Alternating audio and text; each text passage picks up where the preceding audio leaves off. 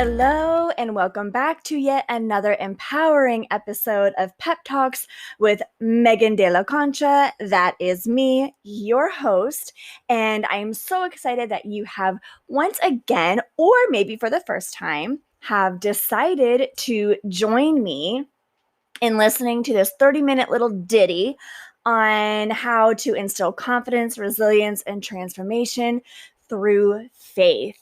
So, let's dive right in.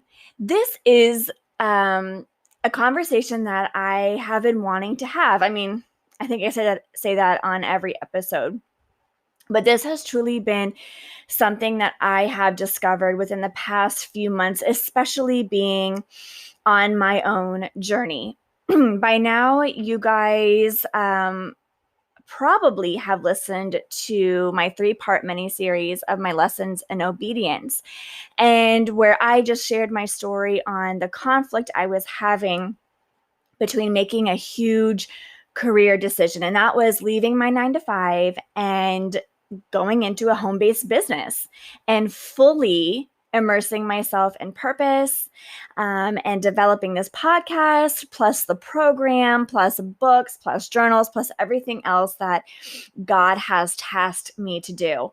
And at the end of the 3-part series, you will find the many blessings that God bestowed upon me after I just simply obeyed and waited in faith. So on this journey, especially when you know that God has called you to do something and you start walking in all that faith and you start deepening your relationship with the Lord and you start to connect with Him on such deep levels and you are just filled with His knowledge, you get a sense as a human that every single ounce of you and your free time needs to be dedicated to this specific cause. For me personally, it would be every spare moment I had should be creating content, recording, continuing to develop my program, continuing to create landing pages and learn about marketing. And if I wasn't creating, it was learning, right? It was educating myself on a home-based business, on tax education, on the legal aspects, everything, just everything. I mean, it's a whole new world that I'm in. So I feel that because God has blessed me with so many amazing opportunities, that every waking moment has to be dedicated to the work. And what I came to realize is that when there were moments of uncertainty or moments that I just needed to step back, meaning the days that I just needed to sit on the couch and read a book, or sit on the couch and watch a romantic comedy on Netflix, I was feeling guilty about that stuff because I kept thinking to myself, I really need to be doing the work. I really need to be doing the work. The work, the work, the work. But y'all, we have to redefine that narrative. We have to reimagine what that looks like. Because I'm sure to many of us who are in our careers, whether it's entrepreneurship, whether it's working in the corporate world, no matter what it is, or being a stay-at-home mom, no matter what our work is, what does that look like to us? And for me, it was sitting at a desk in front of a laptop or in front of my phone, creating, researching, developing, learning, educating, teaching. That's what the work looked like to me. And so any time that was spent away from that, I didn't consider as work. I actually considered it as, I am distracting myself or I am procrastinating. But God did not make us to be Energizer bunnies. We are not in a factory. We are not on an assembly line, tasked to do one thing and one thing only. Because the work is not just the specific job that you are doing. The work is your life. God didn't just give you a purpose. He's given you many purposes. Your husband, your wife, your significant other, your kids, your friends, your family. And what we have to settle down and realize and actually accept is that your life is the work. So when I started to feel that I was a little bit off balance or just something just wasn't clicking, and I was, so I was typing faster and I was Googling faster and I was recording more and I was pushing out the content more, and it still didn't feel right. When I really took a step back to see what the bigger picture was, because sometimes we get too close to see really what the big picture is. We become very laser focused. But sometimes you have to just take a step back. It's like when you're creating, when you're painting, and you're so focused on the details, which, yes, matter. But in order to get the picture, the entire picture to flow and integrate together, you've got to take a step back to see where the balances are, the checks and balances of the painting. Where you would need to add a little bit more color, where you need to add a little bit more vibrancy, create a little something extra over here. You can't neglect corners and borders and different spaces, or else the painting is off balance. And the entire painting is the work, not just a section of the painting. So when you take that and you apply it to your life, sitting in front of the laptop, creating and developing and doing what God has created for you to do, yes, is a part of the work, but it is not the work. We often, especially in this day and age, and especially in our society, we often use the word grind, the grind. And we take some sort of pride in it. Like, oh, look at me, I'm really grinding it out. Meaning, I've got, I don't go to bed till midnight, till 1:00 a.m. I am so dedicated. Or I get up at 3 a.m. I only get 4 hours of sleep. I run on coffee all day. I am grinding it out day and night. We look at that as sort of like a sense of accomplishment. When really, no, God is like, whoa, I didn't tell you to do that. I didn't tell you to neglect your sleep. I didn't tell you to stop going to your exercise classes, to your spin classes, or stop doing your yoga, or stop running, or stop taking walks. I didn't tell you to replace that little bit of time that you have with your loved one, with your husband and your wife, to cultivate your relationship, the time that you use to connect or reconnect. I didn't tell you to replace that time with sitting in front of a laptop to create another worksheet, to create another video, to create another Instagram Reels. I didn't tell you to shoo off your kids or, give them a choice of snack and say, hey, feed yourselves, and here's the TV remote controller, and go ahead and put on whatever you want. I didn't tell you to do that. Because all of those things I've given to you as blessings in your life. So as much as I want you to take care of what I've called you to do, you also have to take care of what I've given you in your life. And it is all a part of the work. None of it is separate. They might be in different buckets, but they all flow into one another. They are all integrated into one another. It's all relative.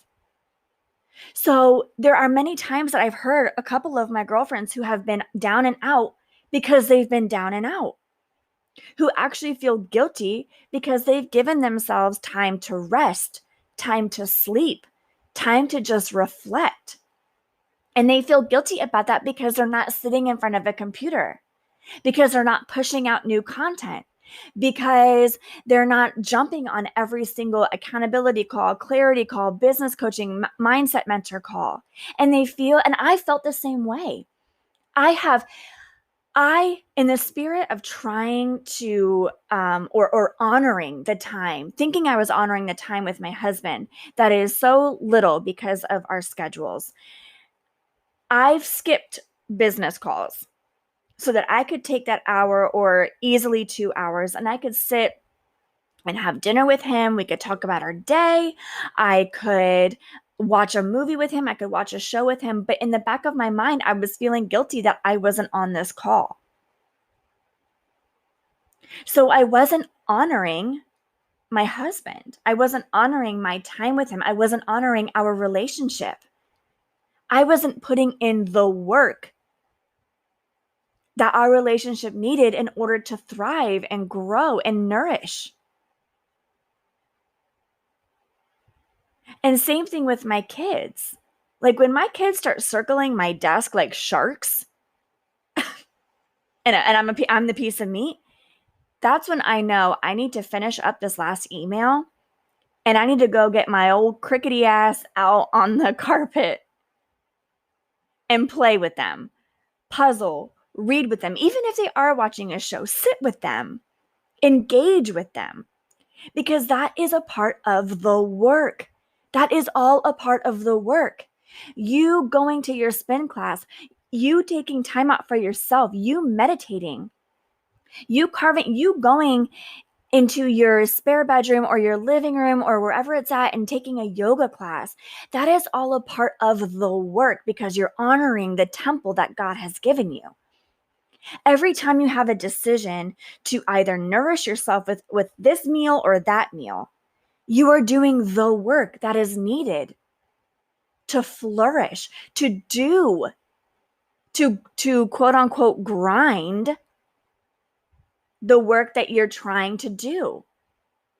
But the work does not look like sitting. It doesn't just happen in front of a laptop. It doesn't happen in front of a camera. It doesn't happen just on social media.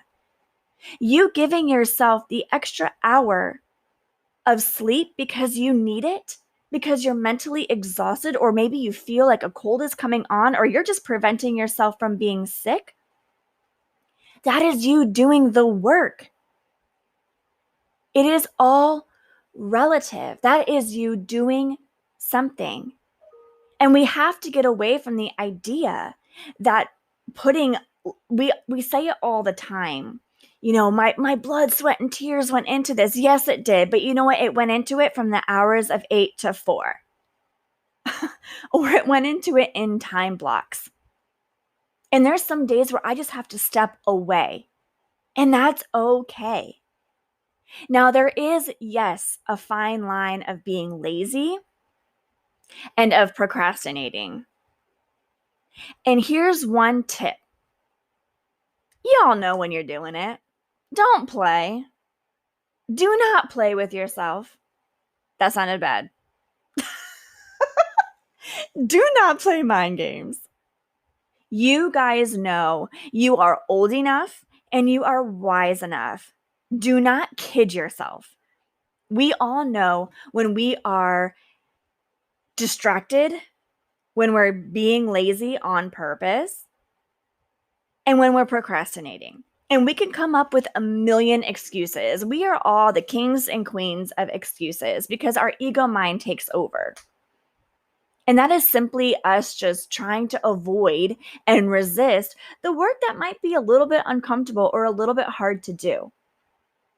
But you know deep down when you truly need to just step away and gain some clarity or just take care of yourself, take care of your spouse, your relationship, take care of your kids, take care, your finances, your other job that you may be doing, a family member, a friend. We need fellowship. We need self-care. The Bible actually says in the Bible that we need fellowship, to go out and fellowship with your brethren. Meet, come together.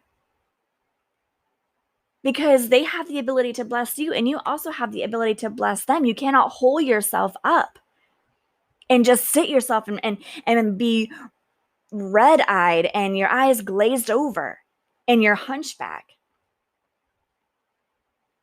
and your fingers hurting and your wrist hurting, your back hurting because you've been sitting at the dang computer for so long.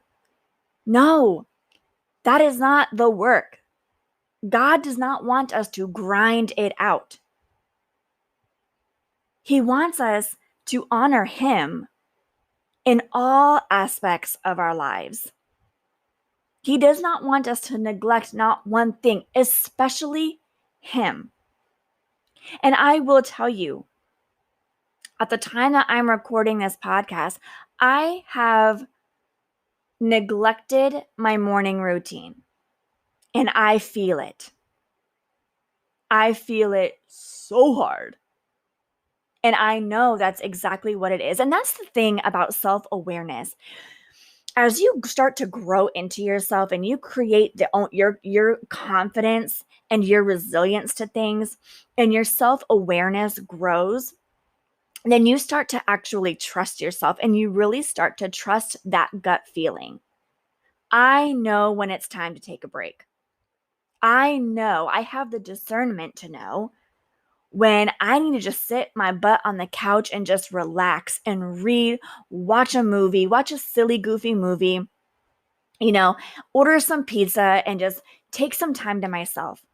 I know when I need to say, I cannot attend this business call, this coaching call, or we need to reschedule a meeting because tonight my husband or my wife or my significant other has off, or I have an hour or two with them.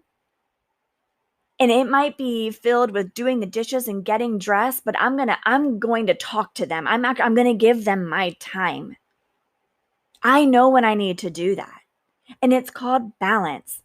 And not balance in the 50-50 way, because yes, there are absolutely seasons in your life where your business is going to call for way more of your time and attention than usual. And there's also seasons where your family and your relationships and just yourself, retreating with yourself, call for more time than usual. So you've got to have the discernment to know how to honor these things. I know when my kids need me. I know when they just need me to be out in the living room and watch Toy Story for the 500th time. My kids need that. They need to see me outside of this office, outside of this space. My husband needs to see me. He needs to sit with me on the couch, and I need that. I need time with my kids because that is all in the work, and the work is your life. Every single area, it's the painting. And there's times where we're going to be laser focused on different segments that need our attention. But we have to remember to step back, take a step back, and honor all pillars of our life. Because that is the real work that God has called us to do.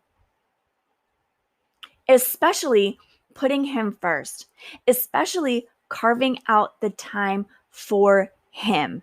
And I'm not talking about, devotionals are amazing and I love them. And if that's all you have time for that day, perfect. But make sure that you carve out time to really open up the Bible, and you highlight and you mark and you tab and you just read and you read and you read and you just pray. And you have that time with God, and make sure you give that time to sit with Him. Honor that first and foremost. And if you feel like things are really off balance or that you've been neglecting things and you really feel it in your core, because you will feel it, that you turn to God and ask Him to guide you, to have the wisdom, to have the discernment, to know when to hang up the phone, to know when to shut the laptop, but also to know when you should be doing the work. Because we're usually lazy and we're procrastinating because we're scared of something, because something is great, something that is going to burst open and blossom is at our fingertips, and we subconsciously know that, and it scares us. I've been there many times, and I'm going to be there so many more times. And it doesn't necessarily get easier because that's just human. We're human. But that's where your faith comes in, is to say, okay, why am I dragging my feet on this? Let's just get it done. The hardest part is getting there, right? We all don't want to I got to go to work, or I got to go to school, or even I got to go to, a birthday party I don't really want to go to. But guess what happens? The drive there, you're like, oh my God, I'm going in, I'm doing twice around the room, and then I'm leaving.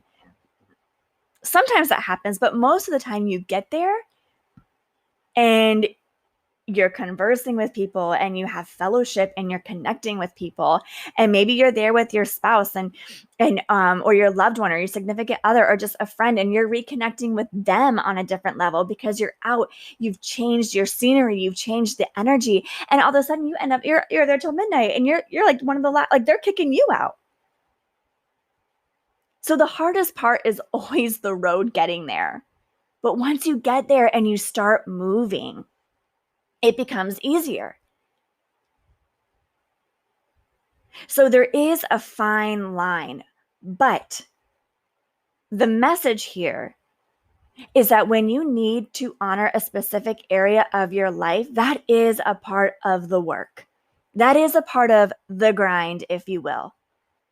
And sure, there are going to be many moments, many times where you wake up at 3 a.m. and you have a vision, and the words that you've been searching for on writing your book or writing your blog, or even doing an episode on your podcast, or you have an idea for your program or for your business, and you get up and you write that idea down, or you just start working. Yes, absolutely do that. There are times where at night you are not tired and you're in the groove, you are flowing. Do that, ride that energetic wave. But you don't need to make it the grind. You don't need to have an espresso or 3 at 7 p.m. because you've got to stay up till midnight. I've got to be up till 1 a.m. to get this work done. I didn't get anything done today. Oh, really? You didn't? Really? You got nowhere. Okay, so what did you do today? Oh my gosh, I had to take my kids to the dentist. I had to pick my kid up from school. He was sick.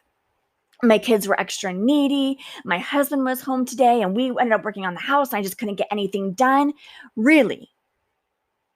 Listen to what you're saying. You couldn't get anything done. See, we equate that to sitting in front of a laptop, to sitting in our office, to sitting at a desk, to being in front of our phones.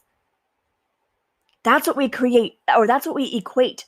I didn't get anything done, but really, what did you get done? You nurtured your kids. You spent quality time with your kids that not many people get to actually have because of work schedules or other issues that are in their way. Your husband was home. Your wife was home. Absolutely amazing. So what? You spent time cleaning or working on the house. That is the work. So you did get things done today. You did.